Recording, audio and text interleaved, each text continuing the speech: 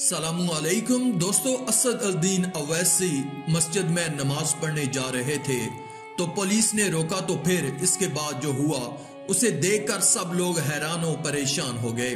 अगर आप प्यारे नबी हजरत मोहम्मद सल्लल्लाहु अलैहि वसल्लम के आशिक और गुलाम होने पर फख्र महसूस करते हैं तो आप इस वीडियो को एक लाइक करके इस अल्लाह की कुदरत चैनल को सब्सक्राइब कर दें। शुक्रिया। दोस्तों, जिस कदर दिल लगाकर और सुकून से नमाज अदा करोगे इतनी ही अल्लाह ताला की नजदीकी हासिल होगी।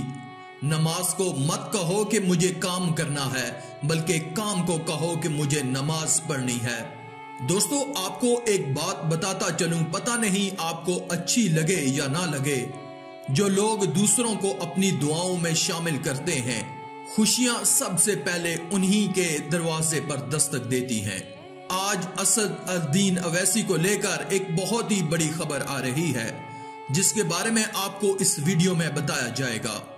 दोस्तों, असदुद्दीन ओवैसी एक ऐसे इंसान हैं, जब भी किसी मुस्लिम पर जुल्म होता है तो वो सबसे पहले आवाज उठाने वालों में से होते हैं। असदुद्दीन ओवैसी की पैदाइश हैदराबाद शहर में हुई। असदुद्दीन ओवैसी के वालिद का नाम सलाउद्दीन ओवैसी है।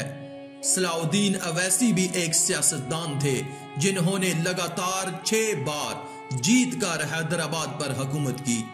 दोस्तों, सहारनपुर में असदुद्दीन ओवैसी ने एक जलसा मुनक्कद किया और जब वो जलसे पर अपनी तकरीर करने के लिए जा रहे थे तो पास ही एक मस्जिद थी, जहां पर असदुद्दीन ओवैसी को नमाज पढ़नी थी। लेकिन आप सभी को बताता चलूं, असदुद्दीन ओवैसी को वहां पर मस्जिद में नमाज पढ़ने नहीं दी गई, क्योंकि वहां पर लोगों की भीड़ बहुत ज्यादा थी। जिसके बावजूद ओवैसी साहब ने वहीं पर रोड के ऊपर मसल्ला बिछाया और नमाज अदा करना शुरू कर दी। जी हाँ, इससे ये पता चलता है कि असदुद्दीन ओवैसी अपने काम से पहले अपने ईमान को आगे रखते हैं।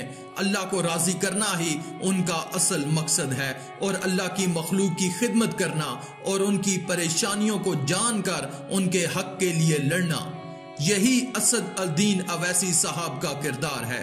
लाखों करोड़ों लोगों की पसंद बन चुके असदुद्दीन ओवैसी आज इंडिया में तमाम मुसलमानों का सहारा बन चुके हैं। अल्लाह ताला से दुआ है कि अल्लाह उनको कामयाब करे और इंडिया के रहने वाले मुसलमानों का सहारा बने।